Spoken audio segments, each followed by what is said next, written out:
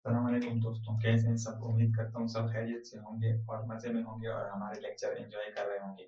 जैसा आप लोगों को पता है कि हमारे 10th क्लास के लेक्चर स्टार्ट है और आज हमारा दूसरा लेक्चर है और आज का लेक्चर जो है वो हमारे पास है simple harmonic motion. Simple harmonic motion के लिए कुछ शराइत होती हैं। जैसे अगर हम कहें ना कि अगर इसकी डेफिनेशन आप देखें, a type of vibratory motion in which acceleration is directly proportional to the displacement and always directed towards the mean position is called simple harmonic motion, जिसको हम SHM सिंपल फॉर्म में SHM मतलब simple harmonic motion कहते हैं। इसका मतलब क्या हुआ? इतनी बड़ी जो डेफिनेशन दी है कि एक ऐसी मोशन जिसमें हमेशा एक्सेलरेशन जो होती है वो मीन पोजीशन की तरफ होती है और डिस्प्लेसमेंट जो है वो जितनी ज्यादा होगी उतनी उसमें एक्सेलरेशन ज्यादा प्रोड्यूस होगी। अच्छा, अब हमारे पास इस दुनिया में रियल लाइफ में मुख्तलिफ किस्म के वाइब्रेशनल मोशन होते हैं, लेकिन हर मोशन को हम सिंपल हार्मोनिक मोशन नहीं कह सकते। सिंपल हार्मोनिक मोशन के लिए हमारे पास क्या होनी चाहिए? कुछ कंडीशन होती है और मिनिमम जो कंडीशन है वो है दो।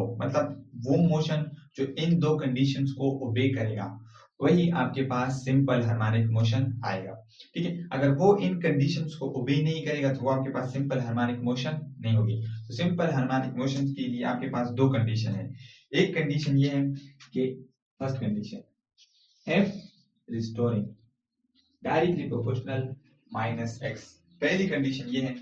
और दूसरी कंडीशन आपके पास कि इसमें जो एक्सेलरेशन है वो डायरेक्टली प्रोपोर्शनल होगी डिस्प्लेसमेंट के। मतलब जितनी आपके पास डिस्प्लेसमेंट ज्यादा होगी उतनी ही आपके पास एक्सेलरेशन ज्यादा होगी और अगर डिस्प्लेसमेंट कम होगी तो एक्सेलरेशन कम होगी। इसी तरह जो रिस्टोरिंग फोर्स है तो ये डायरेक्टली प्रोपोर्शनल होगा माइनस एक्स की, मतलब डिस्प्लेसमेंट जो मीन पोजीशन से जो डिस्टेंस होती है। तो वो तो आप लोगों ने अगर पहला लेक्चर नहीं देखा तो वो वाला देखिए, तब आपको अच्छी तरीके से समझ आ जाएगी। तो ये दो कंडीशन हर सिंपल हार्मोनिक मोशन वो आपके पास क्या करेगी? ये दो कंडीशन प्रूव करेगी तभी वो आपके पास एक किस्म की सिंपल हार्मोनिक मोशन होगी। अगर वो ये कंडीशन प्रूफ नहीं करेगी तो वो आपके पास सिंपल हार्मोनिक मोशन नहीं होगी। तो सबसे पहले तो हम ये समझते हैं कि ये रिस्टोरिंग फोर्स किसे कहते हैं।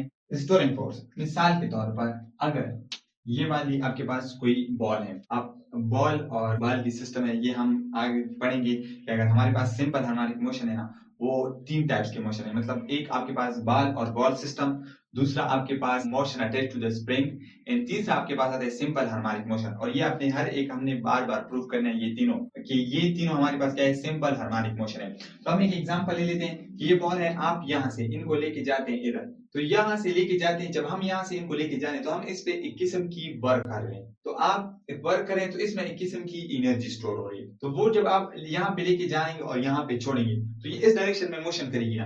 तो ये जो मोशन कर रही है वो जो फोर्स इसको प्रोवाइड हो रही है वो उसको हम कहते हैं रिस्टोरिंग फोर्स। अगर आप डेफिनेशन देखिए, a force which pushes the object towards mean position is called restoring force. A force which pushes the object towards its mean position is called restoring force। मतलब एक ऐसी फोर्स जो object को उनकी mean position की तरफ लेके आती है, तो ऐसी फोर्स को हम कहते हैं कि ये क्या है? Restoring force. अगर आप मिसाल के तौर पर एक एग्जांपल ले लिए, ये सिंपल पेंडुलम है, आप क्या करें? इसको इधर लेके आए, आपने यहाँ से पकड़ा इधर लेके आए, जब यहाँ से आप जैसे इसको छोड़ेंगे ना तो ये इस डायरेक्शन में मोशन करेगी।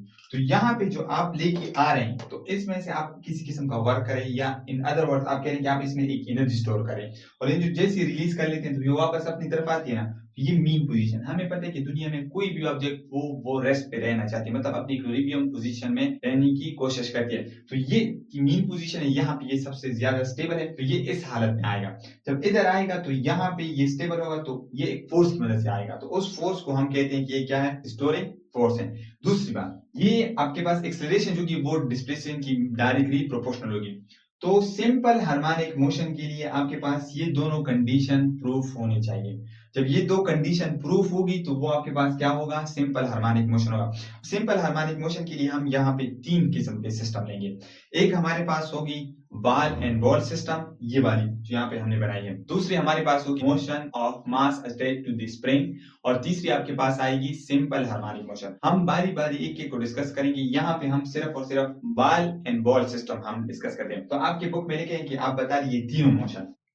तो आप कह रहे हैं ना आपकी बुक में ये तीनों टॉपिक्स आए हैं कि एक एक को आप बारी बारी डिस्कस करेंगे और हर एक को आज हम सिर्फ ये वाला डिस्कस करते हैं कि ये तीनों आप बता रही कि बॉल एंड बॉल वाली जो मोशन है वो भी आपके पास क्या है? एक सिंपल हार्मोनिक मोशन है। इसी तरह motion of mass attached to spring, ये भी आप बता दें कि ये आपके पास क्या है, प्रूफ कर ली, मतलब मैथमेटिकल स्टेटमेंट से प्रूफ कर ली कि आपके पास क्या है, एक सिंपल हार्मोनिक मोशन है। और दूसरी चीज सिंपल पेंडुलम, जो मोस्ट इंपॉर्टेंट है, ये भी आप बता दें कि ये आपके पास क्या है, simple harmonic motion. Simple harmonic motion का मतलब क्या है कि ये इन दो कंडीशंस को ओबे करेगा, मतलब उसमें जो रिस्टोरिंग फोर्स होगी वो डायरेक्टली प्रोपोर्शनल होगी डिस्प्लेसमेंट की, और उसमें एक्सेलरेशन क्या होगी, वो भी आपके पास डिस्प्लेसमेंट की डायरेक्टली प्रोपोर्शनल होगी। आज हम सिर्फ ये वाला प्रूफ करते हैं, बाकी ये दो वाला हम नेक्स्ट वीडियो में प्रूफ करेंगे। ये वाला जो आपके पास सिस्टम आ रहा है, ये हमारे पास एक बॉल है जो मीन पोजीशन इक्विलिब्रियम पे है। अब आपने क्या कर लिया, इस बॉल को, और ये बाल है और ये बॉल है, जो किसी बॉल कहते हैं किसी बर्तन में जिसमें हम इसको रख लेते हैं।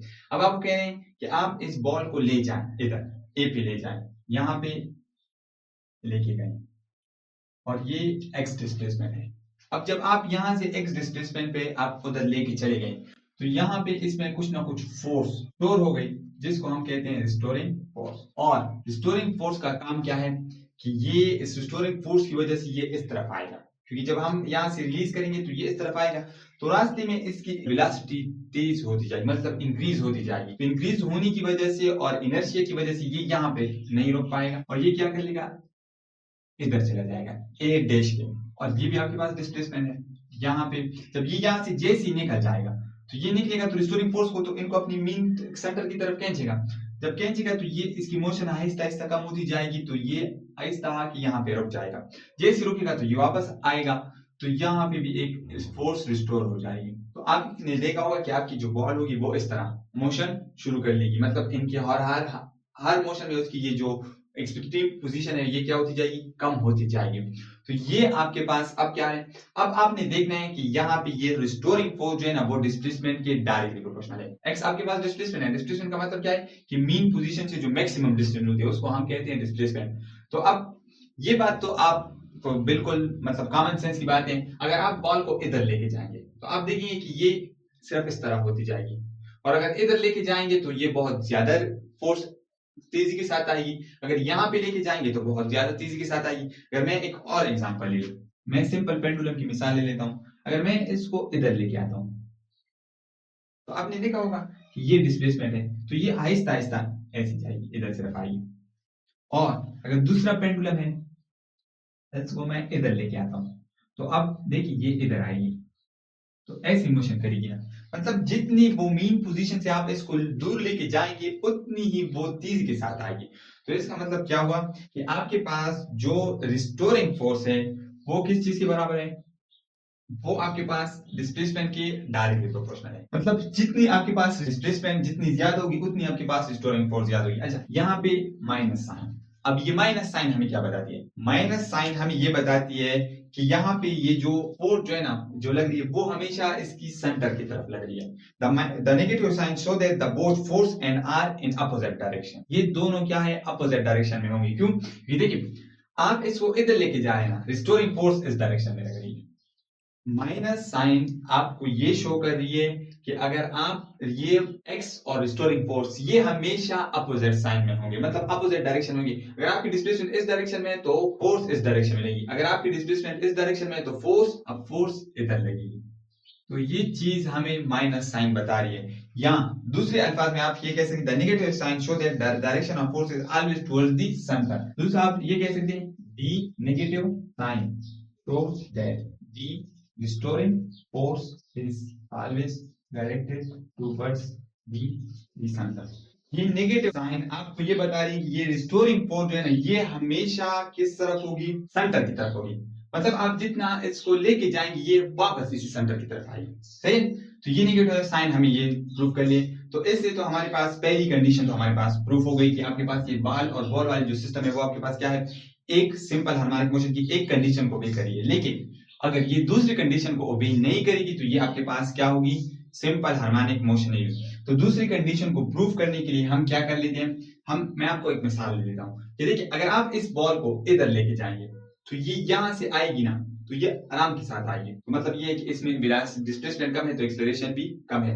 और अगर आप इधर लेके जाएंगे तो जितनी ज्यादा डिस्प्लेसमेंट तो वो तेजी के साथ आएगी ना। तो इसका मतलब ये है कि आपके पास ये डायरेक्टली प्रोपोर्शनल है x के, मतलब जितना आपके पास एक्सेलरेशन डिस्प्लेसमेंट ज्यादा होगी उतनी ही एक्सेलरेशन ज्यादा होगी। और यहाँ पे भी माइनस साइन आता है। अब यहाँ पे माइनस साइन हमें क्या बताती है कि इसकी एक्सेलरेशन हमेशा सेंटर की तरफ होती है। अब ये सेंटर की तरफ क्यों होती है, ये भी तो आप क्वेश्चन कर सकते हैं ना कि ये हमेशा सेंटर की तरफ क्यों होती है। देखिए according to Newton second law के मुताबिक जिस डायरेक्शन पे आप फोर्स लगाते हैं तो उसी डायरेक्शन में एक्सेलरेशन प्रोड्यूस होती है। ये हमें न्यूटन लॉ ने दूसरे लॉ ने हमें बताया है ना। तो यहाँ पे देखिए रिस्टोरिंग फोर्स किस डायरेक्शन में लग रही है, इस डायरेक्शन में। तो इसमें जो एक्सेलरेशन प्रोड्यूस होगी ना वो भी फोर्स के सिमत में प्रोड्यूस होगी। ये वाली जिस डायरेक्शन में आपके पास फोर्स लग रही है उसी डायरेक्शन में आपके पास एक्सेलरेशन आएगी, अदरवाइज ये हो नहीं सकता। तो इस लिहाज से न्यूटन सेकंड लॉ के मुताबिक कि जिस डायरेक्शन में आप फोर्स लगा रहे हैं उसी डायरेक्शन में आपके पास क्या होगी, एक्सेलरेशन। तो इससे ये बात जाहिर हो रही है कि ये एक्सेलरेशन और डिस्प्लेसमेंट आपस में क्या है, अपोजिट साइन में है। मतलब अगर आपकी डिस्प्लेसमेंट इधर है तो एक्सेलरेशन इधर होगी, और अगर आपकी डिस्प्लेसमेंट इधर है तो एक्सेलरेशन इधर होगी। और दूसरी बात, जितनी आपके पास डिस्प्लेसमेंट ज्यादा होगी एक्सेलरेशन उतनी ही ज्यादा होगी। यहीं पे दोबारा मैं आपको वो पेंडुलम बना लेता हूं कि अगर हम इसको थोड़ा सा डिस्प्लेस करेंगे तो ये आराम के साथ आएगा, और अगर हम इसको ज्यादा डिस्प्लेस करेंगे तो ये बहुत तेजी के साथ आएगा। तो ये आपके पास इसकी दूसरी कंडीशन प्रूफ हो गई। तो इससे हमें ये पता चल रहा है कि हमारे पास बॉल और बॉल वाली जो मोशन है ये हमारे पास क्या है, एक सिंपल हार्मोनिक मोशन है। सिंपल हार्मोनिक मोशन के लिए हमारे पास दो कंडीशन होनी चाहिए। एक ये रिस्टोरिंग फोर्स डायरेक्टली प्रोपोर्शनल होनी चाहिए डिस्प्लेसमेंट के, जो कि हमने यहाँ पे प्रूफ कर लिया इस डायग्राम की मदद से। दूसरी आपके पास ये जो एक्सेलरेशन है ये डायरेक्टली प्रोपोर्शनल होनी चाहिए माइनस डिस्प्लेसमेंट के। तो ये भी यहाँ से आप न्यूटन सेकंड लॉ के मुताबिक आपके पास प्रूफ हो गई। अब हम आते हैं मतलब कहाँ पे वेलोसिटी मैक्सिमम होगी, एक्सेलरेशन मैक्सिमम होगी, ये एमसीक्यूज वगैरह में पूछ जा सकता है। तो उसके लिए हम इस डायग्राम की मदद ले लेते हैं, लेकिन ये डायग्राम थोड़ी सी चेंज करनी होगी तो उस मुताबिक हम देख लेते हैं। तो सबसे पहले हम बात कर लेते हैं एट मीन पोजीशन। मतलब मीन पोजीशन में वेलोसिटी, एक्सेलरेशन और एनर्जी में क्या चीज आएगी। तो यहाँ पे देखिए हमारे पास दो तरह की एनर्जीज हैं, एक को हम कहते हैं काइनेटिक एनर्जी और दूसरी को हम कहते हैं पोटेंशियल एनर्जी। अब देखिए मीन पोजीशन की बात हो रही है, तो मीन पोजीशन में आपको पता है कि आपके पास क्या होगी, इसकी वेलोसिटी क्या होनी चाहिए। वो यहाँ पे अगर आपने यहाँ से इसको छोड़ा, यहाँ से छोड़ा तो ये इस तरफ आएगी, मोशन करिए तो वेलोसिटी यहाँ पे बहुत ज्यादा तेज हो जाती है, क्योंकि वेलोसिटी तेज होने की वजह से इसमें इनर्शिया प्रोड्यूस होता है और ये यहाँ पे रुक नहीं सकता तो ये आगे जाएगा। मतलब ये है कि ये आपके पास क्या बन जाती है, मैक्सिमम, और ये वाली मिनिमम। अगर आप दूसरे अल्फाज में ले लें तो यहाँ पे ये क्या होगी, क्योंकि पोटेंशियल एनर्जी हाइट पे डिपेंड करती है तो यहाँ पे ये हाइट क्या हो जाती है, खत्म हो जाती है। यहाँ पे देखिए हाइट बहुत ज्यादा है और यहाँ पे हाइट खत्म हो गई। जब हाइट खत्म हो गई तो एच जीरो हो गया, तो पोटेंशियल एनर्जी भी क्या हो गई, जीरो हो गई, क्योंकि पोटेंशियल एनर्जी का फॉर्मूला क्या है, एम जी एच। जब एच जीरो हो गया तो ये पूरी टर्म जीरो हो गई, तो इस वजह से ये आपके पास मिनिमम कह सकते हैं और आप दूसरे अल्फाज में जीरो भी कह सकते हैं। अच्छा अब आते हैं वेलोसिटी। तो वेलोसिटी तो यहाँ पे मैक्सिमम होती है, वेलोसिटी क्या होती है, मैक्सिमम होती है, लेकिन एक्सेलरेशन क्या हो जाती है, मिनिमम। मिनिमम क्यों, क्योंकि अगर आप यहाँ पे देखिए तो कुछ टाइम के लिए ये बिल्कुल स्ट्रेट हो जाती है, बहुत कम टाइम के लिए, लेकिन मीन पोजीशन पे आपके पास जो मोशन होती है वो स्ट्रेट हो जाती है। जब स्ट्रेट हो जाती है तो वेलोसिटी में किसी किस्म की चेंज प्रोड्यूस नहीं होती। जब चेंज प्रोड्यूस नहीं होती तो एक्सेलरेशन क्या हो जाती है, जीरो। तो आप मिनिमम भी कह सकते हैं या दूसरे अल्फाज में जीरो भी कह सकते हैं। तो देखिए तीन चीजें थी कि एट मीन पोजीशन पे आपके पास काइनेटिक एनर्जी वो क्या होगी, वो मैक्सिमम होगी, क्योंकि काइनेटिक एनर्जी डिपेंड करती है हाफ एम वी स्क्वायर। जब वी स्क्वायर यहाँ पे वेलोसिटी बहुत ज्यादा होती है तो वेलोसिटी ज्यादा होगी तो आपके पास काइनेटिक एनर्जी ज्यादा होगी, और पोटेंशियल एनर्जी क्या हो जाती है, वो जीरो, क्योंकि एच खत्म हो जाता है। जब एच खत्म होगा तो आपके पास क्या होगा, ये वाली टर्म जीरो हो जाएगी, तो पोटेंशियल एनर्जी मिनिमम या जीरो। दूसरी चीज वेलोसिटी यहाँ से आ रही है और ऑब्जेक्ट इन पे जोर लगा रहे हैं, यहाँ पे फोर्स बिल्कुल खत्म हो जाती है। रिस्टोरिंग फोर्स तो उनको सेंटर पे लेके आते हैं, तो यहाँ पे जैसे पहुंच जाते हैं वो खत्म, अपने असर को खत्म कर लेते हैं, लेकिन वो ऑब्जेक्ट इनर्शिया की वजह से आगे चला जाते हैं। तो वेलोसिटी मैक्सिमम, जब फोर्स जीरो हो जाती है तो आपके पास एक्सेलरेशन मिनिमम हो जाती है। ये था मीन पोजीशन के बारे में। अब हम देखते हैं कि एक्सट्रीम पोजीशन में क्या चेंजेस आती है। अगर यहाँ पे हम देखें तो एक्सट्रीम पोजीशन ये भी है और ये भी है, आपकी मर्जी ये वाला लेते हैं या ये वाला लेते हैं, कुछ फर्क नहीं पड़ता। तो अब देखिए एक्सट्रीम पोजीशन में जब आप इसको इधर लेके जाते हैं, जब आप इधर लेके जाते हैं तो ये वाली इसकी हाइट बन रही है, एच बन रही है, तो मतलब एच सबसे मैक्सिमम होता है। तो जब एक्स मैक्सिमम होता है तो आपके पास पोटेंशियल एनर्जी क्या हो जाती है, वो मैक्सिमम बन जाती है। पोटेंशियल एनर्जी क्या बन जाती है, मैक्सिमम। और जब पोटेंशियल एनर्जी मैक्सिमम हो जाती है तो यहाँ पे तो ऑब्जेक्ट आपने रोका हुआ है ना, जब रुकेगा तो वेलोसिटी जीरो, तो वेलोसिटी जीरो होने की वजह से काइनेटिक एनर्जी मिनिमम और आप जीरो भी कह सकते हैं, कुछ फर्क नहीं पड़ता। इसी तरह जब यहाँ पे आपने इस ऑब्जेक्ट को रोका हुआ है, जब ये रोका हुआ है तो इसकी वेलोसिटी क्या है, वो जीरो है। तो जब जीरो है तो मतलब ये है कि वेलोसिटी मिनिमम है। और एक्सेलरेशन यहाँ पे देखिए सबसे ज्यादा रिस्टोरिंग फोर्स इधर ही लग रही है, जितना ऑब्जेक्ट इधर आ रहे हैं तो रिस्टोरिंग फोर्स की मिकदार कम हो रही है। तो जिस डायरेक्शन पे फोर्स लगी वो अपनी तरफ इसमें क्या प्रोड्यूस कर रही है, एक्सेलरेशन प्रोड्यूस कर रही है। और हमने यही कहा है कि एक्सेलरेशन डायरेक्टली प्रोपोर्शनल डिस्प्लेसमेंट की है, तो यहाँ पे एक्सेलरेशन क्या होगी, मैक्सिमम।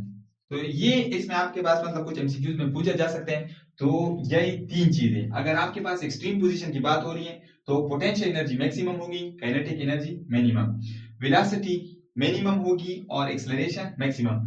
तो ये था आज का लेक्चर। आज के लेक्चर में अगर आपको कुछ मसला आ रहा हो तो कमेंट सेक्शन में हमें जरूर बताइए। ओके, अल्लाह हाफिज।